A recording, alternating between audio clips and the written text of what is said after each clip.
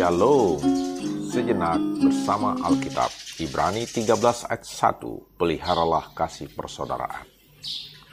Bagaimana memelihara kasih persaudaraan?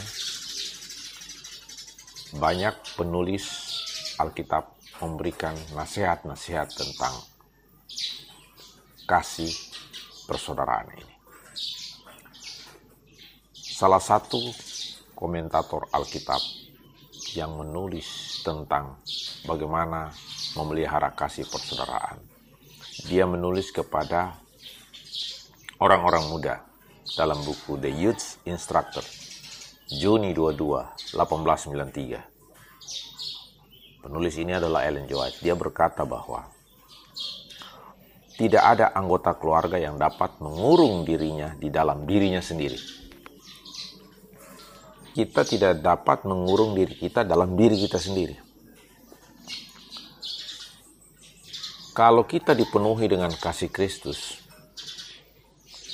maka kita akan menyatakan sopan santun, kemurahan hati, penghargaan, lemah lembut terhadap perasaan orang lain, dan akan menyampaikan kepada rekan-rekannya melalui tindakan kasihnya,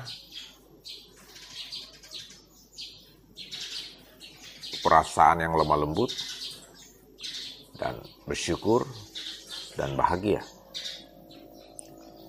Itu akan dinyatakan bahwa ia hidup atau sedang hidup untuk Yesus. Dan setiap hari memperoleh pelajaran di kakinya, menerima terangnya, dan damai sejahteranya. Itulah komentar Ellen G. White tentang bagaimana seorang itu dipenuhi oleh kasih Kristus. Namun kasih Kristus itu sendiri tidak bisa diusahakan. Karena kasih itu harus mengalir di hati manusia lewat perantaraan kuat kuasa Roh Kudus. Jadi jangan sampai kita menjadi legalis dan akhirnya berpura-pura mengasihi dan berbaik hati. Marilah kita mengasihi dan berbaik hati kepada sesama, bukan karena kemampuan dan kekuatan kita, tetapi itu semua karena pertolongan kuat kuasa Roh Kudus yang bekerja di hati kita, yang dipenuhi oleh kasih dari surga. Itulah sebabnya dalam satu lagu berkata, kasih dari surga mengalir di hatiku.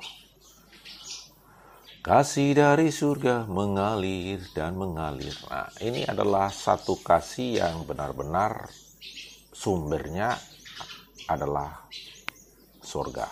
Sumbernya adalah Yesus.